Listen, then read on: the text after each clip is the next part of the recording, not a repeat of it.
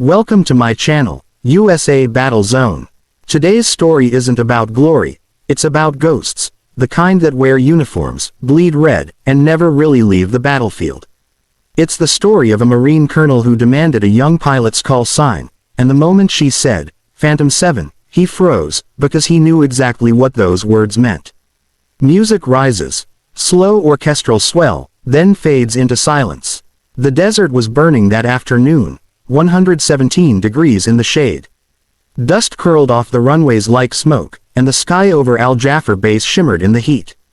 Colonel Richard Hale had been stationed in more battle zones than he could count. Afghanistan, Iraq, Syria, he'd seen enough sand and blood to fill a lifetime. That day, he was standing near the edge of the tarmac, clipboard in hand, reviewing the new arrivals, a rotation of fresh aircrew just flown in from Germany. He wasn't expecting anything unusual. Just another briefing, another round of introductions, another batch of faces that would blur into memory. Until she stepped off the transport. She moved with that quiet kind of confidence, the kind you can't fake. Her flight suit was dusted in sand, her helmet tucked under one arm, the other hand gripping her duffel. She stopped in front of the colonel, straightened her posture, and saluted. Lieutenant Evelyn Cross, reporting for duty, sir. Her voice was calm, steady, but there was something about it. A tone that made Hale look up from his clipboard. He blinked. Her face. Something about her face felt familiar. Not in a casual way. In a haunting way. He frowned, flipping through the pages. Cross, Evelyn Cross, you're the new Phantom Squad detachment pilot, right? Yes, sir. She didn't flinch. Your call sign? Hale asked, the routine question rolling off his tongue. She hesitated, just for half a second, then said it. Phantom 7, and the world went quiet. Hale's jaw tightened, his grip on the clipboard faltered slightly. He heard the sound echo, Phantom 7. That name hadn't been spoken on base in years. Not since Kandahar, not since that night. He swallowed hard and looked at her again, as if he were staring at a ghost. You say your call sign is Phantom 7? He repeated slowly. Yes, sir. Designated by command, she replied, her tone firm. Is there a problem? Hale's eyes narrowed. Where did you get that designation? She tilted her head slightly. It was assigned during training, sir. I didn't request it, but the colonel wasn't listening anymore. His mind was miles away, 6 years back, in the dark, burning skies of Afghanistan. 6 years earlier, Operation Silent Reach. It was supposed to be a simple recon mission. 7 pilots, 1 squadron, code name, Phantom Flight. Their job, fly low and quiet, identify insurgent convoys moving through the Helmand River Valley. But nothing in war stays simple. That night, a sandstorm rolled in, visibility down to 0, comms breaking up. And then, the ambush. Ground-to-air missiles lit up the sky like lightning. Colonel Hale, then a major, was in command. He could hear the screaming through the radio. The smoke, the panic. And then the last transmission, a voice he'd never forget. Phantom 7, Mayday, we're hit. Losing altitude. Tell them we're not alone out here. Then static, and silence. All 7 aircraft went down. Only 6 bodies were recovered. The 7th, Phantom 7, was never found. Back on the present tarmac, the wind kicked up a swirl of sand around the colonel's boots. He stared at Evelyn Cross like she was an echo of that night, a name that refused to stay buried. He cleared his throat. Lieutenant, report to briefing room 3 in 15 minutes. We need to talk. Yes, sir. She turned and walked away, her boots crunching against the gravel, her shadow stretching long across the concrete. Hale exhaled slowly, his heart pounding like distant artillery. Scene transition. Briefing room, late afternoon. The sun bled orange through the blinds. Hale sat behind the table, papers spread out before him, an old file folder open, the one marked Phantom Squadron 2019 Incident Report. Evelyn entered quietly, saluted again, and stood at attention. At ease, Lieutenant, Hale said, though his voice was rough, like it had scraped against something old. Sir, if I may, she started. He raised a hand. Before you speak, tell me, do you know why that call sign is significant?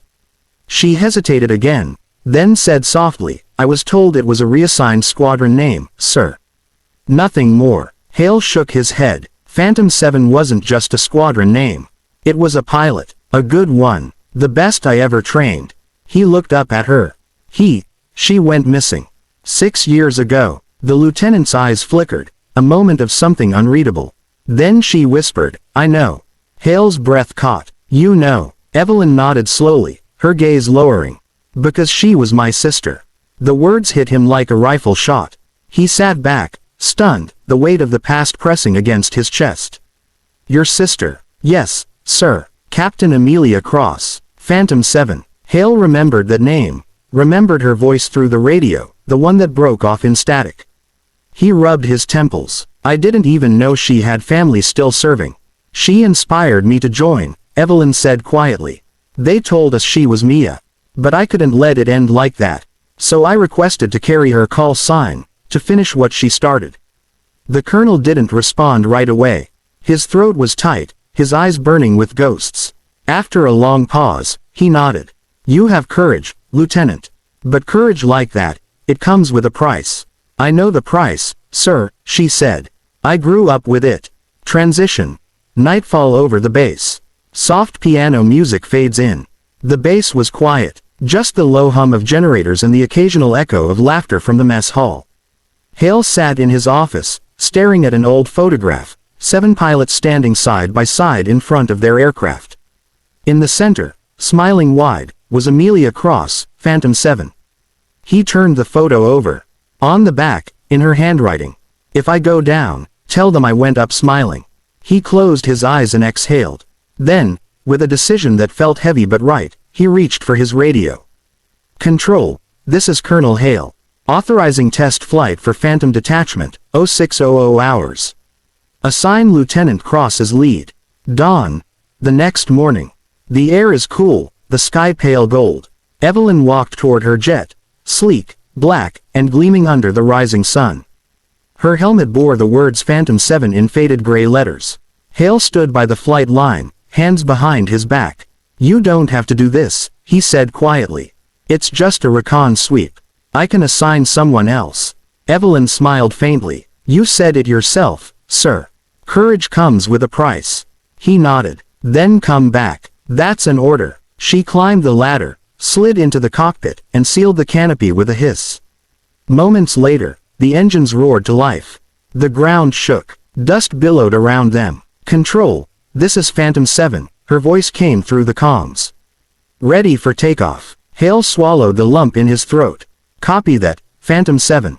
Godspeed. The jet tore down the runway, lifting into the golden sky, a streak of steel and sunlight. He watched until she was just a dot on the horizon.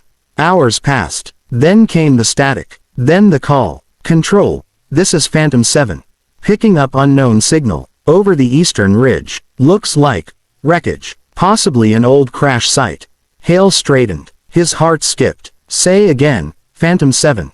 Confirm wreckage. Yes, sir. Coordinates match the last known location of Phantom flight. His hand trembled slightly as he gripped the radio.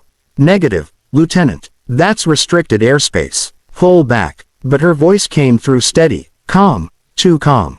Sir, there's something down there. I see a tail marking. It's Phantom 7, her plane. Static filled the air. Then, sir, I'm going down to mark the site. Lieutenant, do not. And then nothing. Silence. Cut to. Storm rolling in, thunder rumbling over the desert. Hours later, a rescue chopper touched down near the ridge. Hale jumped out before the rotors even stopped spinning. The wind tore at his uniform as he climbed the rocky slope, shouting her name. Cross. Lieutenant Cross. He reached the crest, and froze. There, half buried in the sand, was the broken skeleton of a jet, its tail still bearing the faded numbers, 07. And beside it, kneeling in the dust, was Evelyn, helmet off, tears streaking her face. She was here, sir, she said softly, touching the metal with her gloved hand. She didn't crash running. She crash landed. She tried to save her crew. Hale stepped closer. On the shattered cockpit glass, faintly scratched by hand, were the words. If you find me, fly higher. Evelyn wiped her eyes. She didn't die afraid, sir. She died fighting. Hale looked out across the endless desert. Then maybe it's time her story was told. They stood in silence, the wind howling through the wreckage. Then Hale took something from his pocket, the old photo. He placed it gently on the torn metal. For every ghost we leave behind, he said quietly, we carry their name forward. Final sequence. Cinematic montage. Back on base, the squadron assembled. Evelyn stood in front of them, her uniform dusted with sand, her eyes red but fierce. Hale addressed the unit. Today, we honor not just a pilot, but a legacy. Phantom 7 lives on in every one of us who dares to rise above the storm. He turned to Evelyn. Lieutenant Cross, from this day forward, the call sign Phantom 7 belongs to you, officially, permanently. You've earned it, she saluted. Thank you, sir. Make her proud, he said. I already do, she whispered. Music swells. Emotional orchestral crescendo. Later that night, Hale stood alone on the flight deck, looking up at the stars. He thought about the ghosts, all the names etched into memory, all the voices lost to static. Then he heard it, faint, almost imagined, over the wind. A voice, soft and distant. Tell them we're not alone out here. He smiled faintly, eyes wet. No, he murmured, you're not. Closing. Fade into soft patriotic music. Narrator calm voice. Some call signs are more than names, they're promises. Promises to never forget, to carry the weight, to fly higher, no matter the storm. Phantom 7 wasn't just a ghost in the sky, she was the fire that kept others flying. And sometimes, when the night is quiet, and the radio crackles with static, the old pilots still swear, they hear her voice. Guiding them home. Outro. Music fades to silence, then low drums return. Thank you for watching, USA Battle Zone. If this story moved you, if it reminded you of someone you've lost, or someone who keeps you strong, take a moment to honor them in the comments below. And as always, like, comment, and subscribe.